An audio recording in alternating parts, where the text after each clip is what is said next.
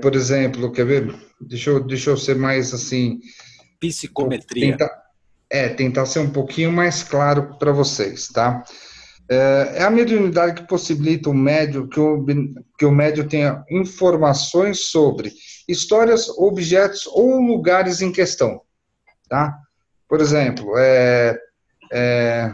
você nunca foi para o Mato Grosso, mas você passou num lugar lá no Mato Grosso que vem na sua mente lembranças de que Eu você já já estive esteve ali aqui, naquele lugar. tipo assim, né? Isso. Conseguiram entender mais ou menos ou não? Não, sim, eu entendi, mas eu não. Mas o engraçado é porque a gente vê as coisas exatamente como nós vimos há 3, 4 anos atrás. As coisas estão no mesmo lugar, pai, Ronaldo. Como é que pode ser isso? Então, isso daí também é uma fase de psicometria. Ah, Entendeu? Você, por exemplo, como você mesmo disse, né? Você vê as coisas de 3, 4 anos atrás e as coisas estão do mesmo jeito. sim, aquela cadeira naquele Uhum. lugar, aquela Exato. flor naquele lugar. Vocês sabem que desde quando minha mãe morreu, nunca mais eu entrei na casa que é da minha mãe? Porque Por a quê? última vez que eu entrei lá, eu vi minha mãe e meu pai sentados no mesmo lugar. Olha, emociona, né? Mexe com qualquer ser humano. Tem coisas que a gente realmente. Eu não vou nem comentar sobre essa mediunidade, porque eu não tenho essa. Nunca tive, nunca passei por isso. Mas você nunca passou por um lugar que você já falou assim, eu já tive aqui? É muito E difícil. nunca esteve realmente naquele lugar? Não, já teve momentos eu falo assim, nossa, parece que eu já conheço ela de algum lugar, mas nunca vi.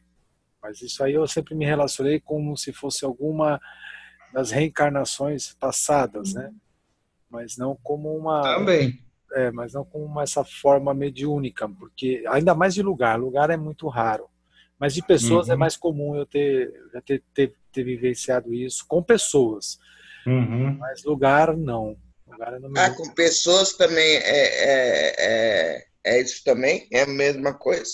Com pessoas pode ser também. Mesma coisa. Como eu tenho um grande defeito, com pessoas eu nunca vou sofrer isso.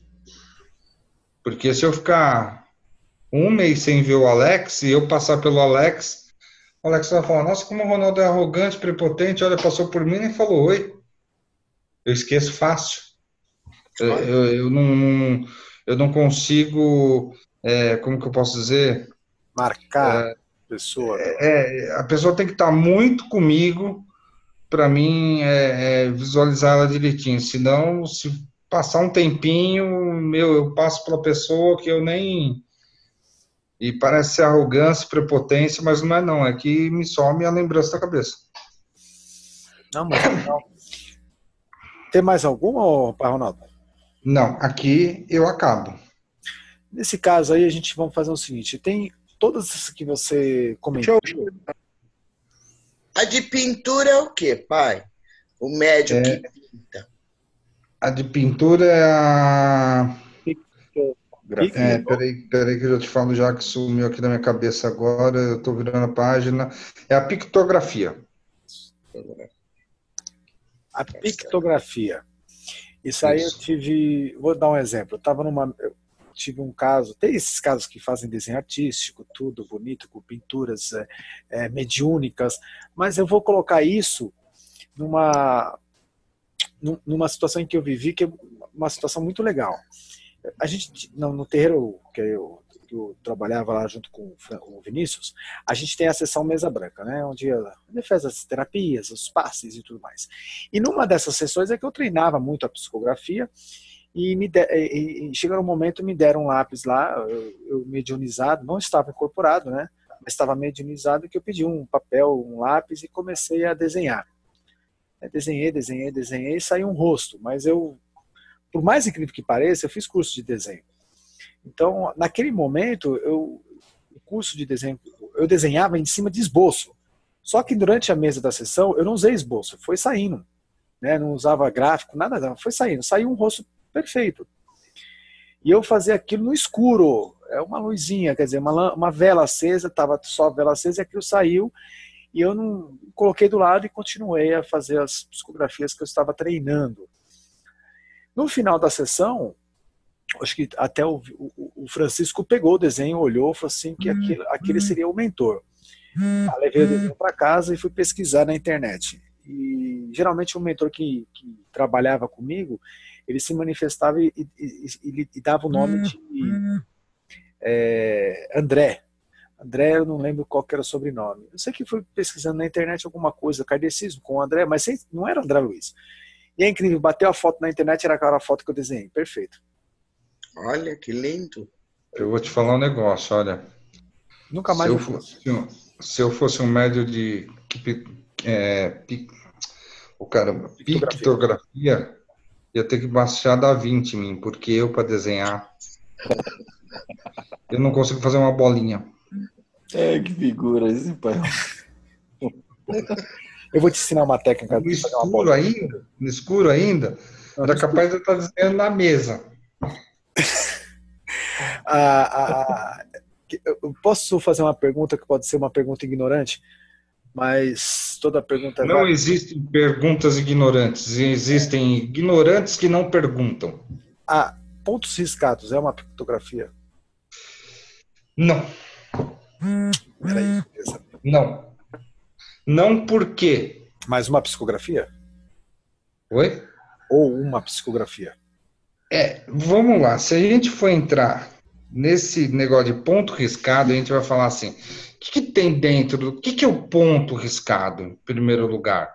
O ponto riscado não é a identidade da entidade que está lá? Sim. Não é a assinatura dele? Sim. Tá? Então, o que acontece? Ela não pode ser considerada uma pictografia, porque ele está vindo, ele está assinando, vamos dizer que ele está lá. É manifestado. O Maurício está ligado no Wi-Fi. Se o Wi-Fi não está com sinal legal. Não tá legal. Agora sim, vai lá. Agora tá legal. Agora tá legal. É o volume, entendeu? É que agora eu estou sem microfone. Ronaldo, por que eu não sei se é um defeito meu, eu não consigo coordenar a minha mão da mesma forma que a entidade para riscar ponto. Eu vou ser honesta. A entidade vai riscar uma estrela, fica a coisa mais horrível do mundo. Será que é o meu braço? É o meu braço? Vou ser bem sincero com você. Eu vou falar de como você fazer uma bolinha. Imagina uma estrela. Quando eles descem aí para riscar o ponto deles, muitas vezes meu filho fala assim, pai, o que é isso? Eu falo, não sei, pergunta para eles. Se o pai Ronaldo não consegue dizer é uma bolinha, imagina uma estrela. Ai, tadinho. Mas é verdade. Mas a questão é verdade. Eu também. Agora eu já vi uns médios, desculpa, Maurício, já volto para você, um minutinho só. Eu já vi uns médios que uma vez eu fui num terreiro lá e tinha um médium lá. Eu vou te falar um negócio, cara. Aquele cara era um artista. Ele era um artista. Porque, olha, o ponto que ele fez ali, eu falei, meu, isso aí é obra de arte. Não, é sério, gente, não tô brincando, não. Eu quis até tirar foto. Falei, isso não é obra de arte, não é possível. Sabe, isso não existe. Eu olhava para os outros pontos, uma estrela toda torta, beleza, legal, tal, não sei o quê, um tridente meio esquisito, entendeu? Só que o ponto do cara era o ponto. Entendeu? Então, também eu acho que, meu, é um pouco de fantasia. Na boa. Vai lá, Maurício. Então, eu queria fazer uma pergunta aqui. Como eu estava dirigindo, não dava direito. Mas vocês chegaram a falar na questão do transporte? Então, né? Médium de transporte. Eu não cheguei a falar de médium de transporte, não. Mas aí não pode estar relacionado à incorporação? É isso que eu... Não. É isso que eu queria, Não, falar, viu? eu acho que sim, sabe por quê? Porque o que que acontece? Quando a gente fala de média de incorporação, tá? A gente precisa ver as faculdades mediúnicas que tem dentro daquele terreiro, entendeu? Por exemplo, é igual eu já ouvi falar assim, quer ver? Quem é médio de transporte aí, levanta a mão. Eu sou. Quem mais? Alex, não? Deus me livre. Você sabia que você pode fazer transporte também, Alex? Eu vou Não, dar não, não. uma notícia triste para vocês, então, Alex. Não, o médio de transporte que você está falando é Que aquele tu vai ficar. que vai incorporar o obsessor para poder fazer o trabalho de desobsessão, não é isso? Isso. Mas o médium de incorporação, ele tem brevet para transporte, digamos assim. Sim, Tudo é bem. o que eu estou falando para ele agora. Tudo bem, Você mas pode ser médio de transporte, sim. Por que sim, não? tudo bem. Mas aí para não haver nenhum tipo de discordância, tá? Eu vou expor aqui o que em relação ao médio de transporte. Não quero contradizer ninguém, tá? Mas eu sou. Espera aí, Luana, espera aí. Mas eu sou contra médio de transporte, tá? Sou contra. Por quê? Porque tem muitas casas que fazem do médio de incorporação, médio de transporte, e não prepara esse médium depois para equilibrar a sua energia. Eu já vi muitos médios de transporte sair do terreiro totalmente perturbado. Então, não vou dizer para você que é errado o médio de transporte, mas eu não gosto praticamente de. Mas espera aí, Alex, só um minutinho. Isso daí eu concordo com você em gênero, número e grau também. Porém, é o seguinte, cara. A gente aí já não estamos falando, por exemplo, assim, de preparação do médium. Por que nós não estamos falando de preparação do médium? Porque aí a gente vai ter que citar terreiros, tá? A gente vai ter que citar a preparação mediúnica do médium. Isso. Entendeu? Eu acho que aí já não é a questão, entendeu? O que a gente quer dizer é que, por exemplo, todo mundo pode ser um médium de transporte. Se ele vai ser bem preparado ou mal preparado, isso aí vai da casa que ele está. Sim. Você entendeu? Mas que todo mundo é um médium de transporte, todo mundo é um médium de transporte. A partir do momento que você se torna um médium, tá? Você pode fazer um transporte, sim, senhor. Sim. Entendeu? Agora a preparação vai da casa. Não vamos longe. Que viu o Maurício falando? Depois a Luana. Não vamos longe, né? Isso aí que o Alex citou, Alex citou, tem médio de incorporação que termina os trabalhos, desincorporou, tá passando mal também. Então, é isso que é falta de preparo. Então, mas falta de preparo é indiferente da atividade que ele vai exercer. Se não há preparo no transporte, não há preparo na incorporação. Então, eu acho, e concordo contigo, até me surpreende, Alex, que a forma que hoje eu vejo, porque eu achava que isso era uma prática comum dentro da Umbanda, entendeu? O nosso pai sempre lidou muito a sério com essa questão de transporte, porque tu imagina uma casa que tem de 150 a 200 pessoas por sessão, se não vai aparecer esse tipo de trabalho. Se tu não tem os médios preparados para isso, bem firmados, doutrinados, preparados, orientados, sabendo o que fazer antes, durante e depois, então para mim foi surpresa. Confesso para vocês que a forma que eu vi depois a Umbanda lidando com isso, para mim foi de certa forma surpresa. Assim, só uma observação. Assim como a gente vê também o médio de incorporação, né? Desculpa, Maurício, só uma observação no que ele falou, tá? Por exemplo, ele falou, na casa que ele trabalha vai 150, 200 pessoas. Aí sim, eu meu pai.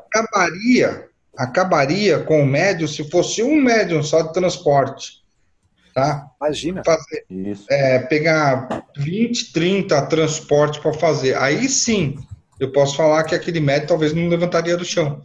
Então, o que acontece? Precisa de mais médiums, tá?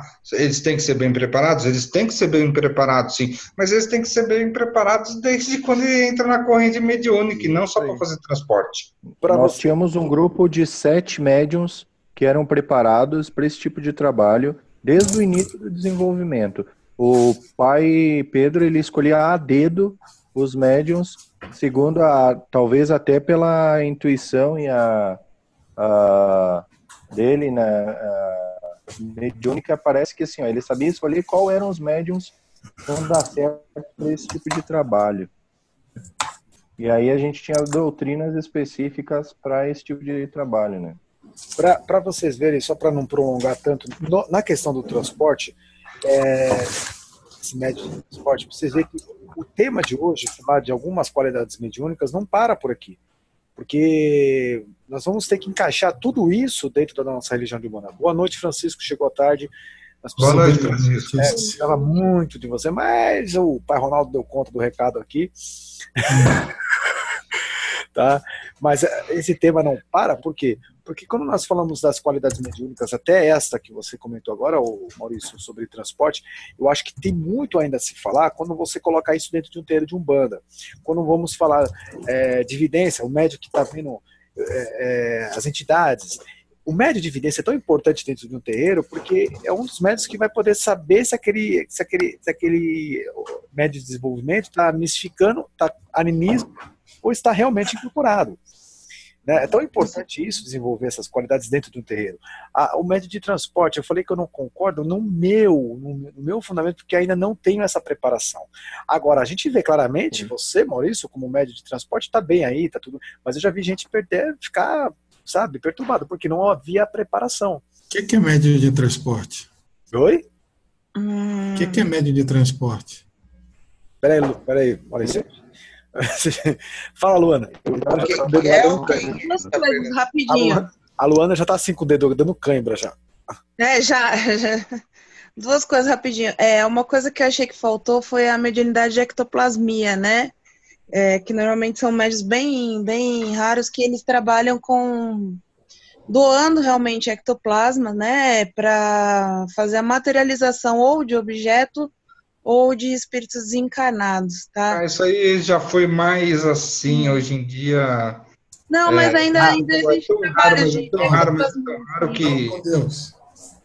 É tão raro que hoje em dia não se fala mais. Já estudei um pouco sobre isso, o Francisco até pode depois, numa hora aí que tiver 3 quadros de novo, ele pode falar, mas é bem raro isso. Você falou mais uma coisa. Outra coisa, referente à parte de mediunidade de transporte, né? Eu já ouvi que o próprio choque anímico, né, entre aquele, vamos dizer assim, quiumba e o médium e coisa e tal, já seria o suficiente, entre aspas, para, como é que fala? Não é desmaiar, mas vamos usar esse termo. Se fosse um desmaio desse espírito, que ele seria encaminhado e doutrinado em outro lugar. Assim como eu já vi em terreiros de Umbanda, o pessoal que incorpora, começar a doutrinar aquele espírito durante a incorporação. Então, é aí que entra a minha dúvida, assim, como é que funciona realmente esse mecanismo de transporte?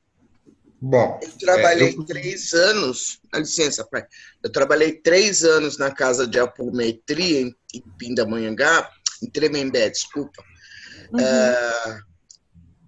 Eu era o médico de transporte, tenho um mentor da mesa, e ele encaminhava os espíritos daquela pessoa que estava no meio, era como se fosse uma mesa em U.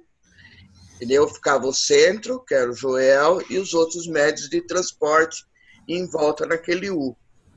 É assim, é como se fosse o chefe do terreiro.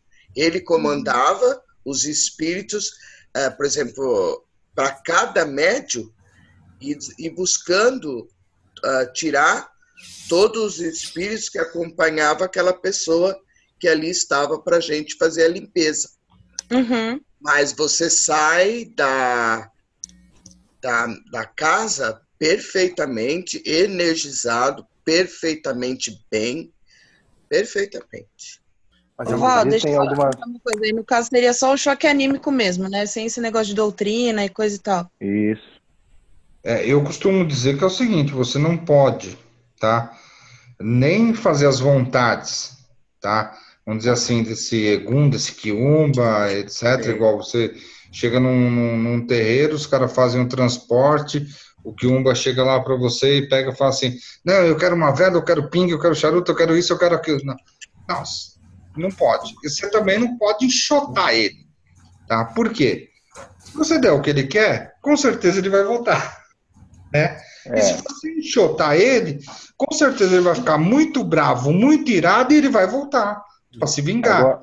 Agora essa questão aí é complicada, porque dentro do fundamento nosso de Umbanda, a gente tem toda uma cobertura e uma preparação do astral para que esse trabalho seja feito. Então, eu concordo quando o Pai Ronaldo fala, tu não pode só maltratar o espírito e achar que pode falar o que quer com ele. Até porque, assim, logo depois do trabalho do choque anímico, esse espírito também ele é retirado pelas falanges ali e vão levados para a zona de recuperação, né? E também para a doutrina. Então, nem sempre a doutrina é do médium que está ali, ou do dirigente, ou da entidade que está ali presente, né? Então, no nosso caso, a gente tinha um amparo muito grande do seu Tiriri e do Ogum Megê, que ele deixava tudo pronto para esse trabalho de transporte. Então, não era feita a doutrina ali com o guia-chefe, com o guia que estava dirigindo o trabalho. Era preparado, era feito esse choque anímico, né? Esse princípio até para, de certa forma, vitalizar o irmão desencarnado, para que ele comece a lembrar da vivência dele aqui na Terra, né? E lembrar até como se fosse, de certa forma, entre aspas, não sei me expressar direito, mas uma expiação, né? Mas depois, logo após esse trabalho, ele era orientado e retirado ali, né, do campo dos médiuns e levado para a zona de recuperação, onde a gente sabia que as falanges iam cuidar de encaminhar esse espírito, né, depois do choque para ser orientado, né? Tipo, mas eu não sei se isso segue em todos os trabalhos, mas é o que eu sei, o que a gente vivenciava no terreiro do pai, era esse tipo de trabalho. E hoje tu vê que tem gente que acha que esse artifício não é mais necessário, né? É estranho isso tudo, tipo, então não tem mais necessidade, os espíritos que estão perdidos aí parece que perderam também essa necessidade de orientação. É estranho, né? Uma coisa que parece que vai perdendo. Maurício, uma pergunta. Perderam a necessidade ou já não sabem mais ensinar, tá? O que você tem que fazer para ajudar esse espírito? É uma coisa que nem eu falei lá no começo, que nós estava dizendo. Os dirigentes entraram numa zona de conforto que quanto menos eles tiverem que se envolver e se doar ou ter que se dedicar para doutrinar e para ensinar os filhos, sabe? Infelizmente, parece que a gente caiu numa situação bem complicada aí. Aí eu falo um negócio sempre no nosso Face, onde acham muito ruim comigo, que eu falo assim, eu adorava aquela Umbanda de antigamente, tá? Que o que acontece? Que o pai de santo chegava para você e falava, isso, faz assim, assim, assim, beleza. Que dava tudo certinho. Hoje em dia tá muito, como que eu posso dizer, Umbanda internet. Deixa eu pedir licença para vocês. O professor Francisco tem a palavra. Em primeiro lugar, o cara está desencarnado. Boa noite, galera. Ele está desencarnado, ele está na erraticidade. Seja lá qual for o espírito, que vocês derem classificação. Só que tem aqueles que não sabem que desencarnaram e tem aqueles que fazem parte de falange. Aqueles que estão desencarnados, quando eles vão, se encostam por conta de luz, tentando se comunicar com alguém. Quando eles não conseguem, às vezes ele tem aquela luz e tal, ele se encosta naquela pessoa e fica causando mal-estar, atrasa a vida da pessoa, e aí vai. E aí, quando você vai numa sessão de desobsessão, você dá aquele choque anímico nele, ele desperta. Quando ele desperta, não adianta ficar falando um monte de coisa que o cara não sabe nem o que está acontecendo. Então, a espiritualidade que está ali ao redor que orienta ele. Porque ele não sabe o que está fazendo, ele não tem a menor noção. Ele está perdido. Aí você vai falar, e às vezes o cara não sabe nem o que é isso. Aí você não sabe nem o que está acontecendo. Você, olha, meu irmão, você está desencarnado. Ele fica olhando assim, porque ele está vivo, ele sabe que ele está vivo. Então, os irmãos desencarnados que vão tratar disso. Você deu aquele choque anímico, ele acordou, e aí a equipe vai tratar ele. E tem aqueles muito ruins também. Uma vez, eu lembro que era um padre que estava encostado no cara, que estava obsediando ele, que era de encarnações anteriores. O cara entendia de cristianismo, ele sabia o que ele estava fazendo quase, mas ele estava ali para se vingar. Então você tinha que ter o trabalho de despertar nele, às vezes em poucas palavras, aquele espírito cristão, de perdão, de alguma coisa, mas não adianta ficar enrolando muito, porque tem uma fila lá. Tem gente que fica fazendo aquele lera, aquelas conversas, não. Dá um choque, ele percebeu, fala alguma coisa, a espiritualidade que está ali ao redor, e cuida dele. Vai embora. E outra, ele vai se ele quiser. Se ele não quiser, ele vai e volta. A única forma dele não ficar perto daquele obsediado é a reforma íntima de quem está sendo obsediado. Ele começar a mudar os pensamentos, as atitudes, procurar ser uma pessoa melhor. Aí sim, porque não tem santo que tire o camarada, põe lá. Aí o camarada vai, o que está obsediado, atrai ele de novo pelo pensamento. Aí vem aquela turma toda atrás dele de novo. Então, existe livre-arbítrio de ambas as partes. Um vai ter que ser evangelizado, o outro também. Não tem jeito. E tem outra, quem trabalha também com essa parte de desobsessão tem que ter como uma bela conduta, porque se ele não tiver conduta, é assim, mas o cara lá, olha o que ele está fazendo lá. Ele lá no centro espírita está falando para a gente não fazer isso, aqui fora ele faz pior. Vamos cair em cima dele. Tem muito. E cair em cima dele. E o cara vai ter problemas. Tem até uma história que eu conto, o Alex deve doutrinar o espírito, né? Não, ele vai ficar rindo da tua cara, vai falar, escuta, você está falando isso, mas não é você que está pulando o muro lá com aquela mulher, e fala na frente de todo mundo. Não é você que estava lá pulando o muro lá com aquela mulher lá, não sei o quê, então dá os detalhes. E o cara fica... Então você tem que ter cuidado, é melhor assistir, meu irmão, dá uma olhada ali, deixa o cara para lá. E tem uma história muito legal que eu conto nas aulas, de quando você está lidando com isso, né? Que é assim, o camarada pagou para o espírito, fez aquele trabalho, né? Ir lá obsediar um sujeito. E o espírito foi lá, feliz da vida. Aí é mole, ele pagou aqui, depois nós vamos lá, pedimos mais e conseguimos. E foi. Quando o chefe da falange deles foi lá e abraçou, o camarada tomou um choque e caiu sentado. Aí ele estranhou, o que é isso? Aí foi lá de novo, caiu sentado, não conseguia. Todo mundo tentava chegar perto do cara, não conseguia, e falou, não, tem alguma coisa errada aqui, vamos atrás dele. E nisso o cara estava indo para casa. Lá ele é o tirano, nós vamos pegar esse cara pelo pé. Quando entrou na casa, o cara era excelente chefe de família, um pai maravilhoso, um esposo sensacional, tratava bem da empregada. Aí eles foram para fora, não aguentaram ficar na casa, ficaram na porta lá. O que é isso? Aquele sujeito nos colocou em fria. Daqui a pouco, o dono da casa sai. Ele vai para o boteco encher a cara. Nossa, ele vai encher a cara. Vamos atrás dele. Aí foi todo mundo atrás dele. Aquela galera toda. Passaram na encruzilhada. Vamos pegar esse cara. Aí foi aquela turma. Daqui a pouco ele está entrando numa casinha pequena, iluminada. Eles olham assim. O que é isso? É no centro espírita. O cara ia fazer a colaboração dele lá à noite. E aí, nisso, uns 2, 3 já foram atraídos, né, para casa, já entraram lá e eles ficaram lá de fora. Esse cara nos colocou em fria.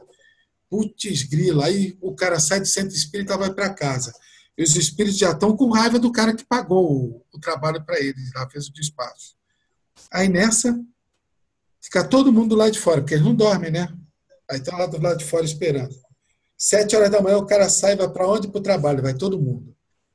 Quando chega lá, aqui o cara, vamos pegar esse tirano. O cara era um bom chefe, um companheiro de trabalho maravilhoso. O cara ajudava a empresa, ajudava as pessoas. O que fez? Voltaram lá para o cara que pagou e foram obsediar ele. E isso é um livro que eu tenho, eu procurei esse livro, não achei, que eu gosto de citar ele nas aulas. Isso aí foi num trabalho de desobsessão, o espírito narrando por que ele estava obsediando esse camarada. Então, não adianta muito nós ficarmos, às vezes, com muito lero-lero com o camarada, só dar aquele despertar para ele perceber o que aconteceu e deixa os espíritos cuidarem dele. Porque, primeiro, que tem muita gente para você continuar o trabalho. E depois, que muitas das vezes nós não estamos preparados para isso. E é complicado. Tem que ter paciência, porque o cara também tem livre-arbítrio. E o outro atrai ele. Ele vai por atração. Pronto, Alex. Deixa eu só falar para vocês aqui. Faltam uns 5 minutos e 40. Eu acho que pegou mais dessa coisa da questão da obsessão. Isso é culpa do Maurício colocar. Eu devia ter falado isso. Maurício. Falou aí, pronto. Dizendo, vocês percebem que tem muito para se falar mesmo em questão de mediunidade. E eu acho que a gente passou só uma pincelada. O Francisco aí que deu uma complementação nessa questão de obsessores, de transporte. Acho que tem muito para se falar. Então, acredito eu que você vê que o tema também não foi tão fácil assim, né? Falar de mediunidade, a gente falou das qualidades mediúnicas, mas não chegou a falar na íntegra as qualidades de cada mediunidade que é praticada na Umbanda. Então eu convido a todos para que a gente possa dar continuidade nesse tema, não deixar passar em branco, tá? Não deixar, porque o material, para enriquecer ele, a gente precisa detalhar um pouco mais sobre essas qualidades, principalmente, acho que todas, né? Todas. Eu falei da pictografia lá, dos desenhos, dos pontos riscados, ainda tem muita coisa para se falar. Eu fiz essa comparação, até o pai Ronaldo falou que não, mas a gente vai voltar muito nesse assunto e você vê que quando a gente começa com o tema, a gente vai ter muita coisa, muito trabalho para ser feito. Pode falar, pai Ronaldo. Eu não disse que não, eu falei que eu acho que não. Então vamos deixar para a próxima. Olha só que legal. Não acabou por aí. A gente tem muito para falar. Não acaba por aqui. Eu gostaria que vocês fizessem as considerações finais e aí a gente vai encerrando aqui, faltando 4 minutos, tá? Boa noite a todos. Obrigado por tudo. Obrigado por me ouvir. Obrigado por me ensinar. Obrigado. Boa noite a todos. Boa noite. Só isso, pai Ronaldo? Caramba! Mano, eu falei 3 blocos, gente. Tô ficando rouco. Maurício agora é famoso aí. Nosso... Maurício só dirigiu, gente. Fala um pouco com ele. Maurício já dirigiu hoje, já jantou, já trocou de camisa. Como assim? Uma social, né, gente? Tem que fazer uma social. A Neide tá aí. Estou só escutando. Aí, ó. Boa noite. E deixa para o Francisco falar. Isso aí é aquele que fica quietinho, só nas escondidas lá, só fica ouvindo. Eu vou deixar o Francisco por último. Henrique. Boa noite, gente. Muito obrigado por todo, sempre por compartilhar su enseñanza. Llegué tarde hoy porque estoy trabajando, como siempre. Muy buenos los temas. Cada vez que escucho de todos vocês, abro los olhos, escucho mejor y estoy aprendiendo que hay una Umbanda que todavía no se ha perdido. Con la gente que dio prazer conocer. Achei para tudo e eterno será. Achei. Toma cuidado no serviço para não tomar um puxão de orelha aí e ficar no celular aí durante o trabalho, viu? Vai que entra um paciente aí, tá lá, tem que socorrer, tá aí na internet. Francisco. Gente, eu voltei de um... Tava dando... Ó, tem só 1 minuto, hein, gente? 1 minuto e meio. Tá. Estou dando um curso de que é o Espiritismo, né? Iniciação de Espiritismo. Então, eu fui dar uma aula hoje e por isso que eu cheguei agora. Então, foi maravilhoso chegar aqui, pelo menos ter dado a contribuiçãozinha boa. Uma excelente noite para todos. E eu queria ver como é que se faz para pegar um autógrafo do pai Maurício aí. Aí.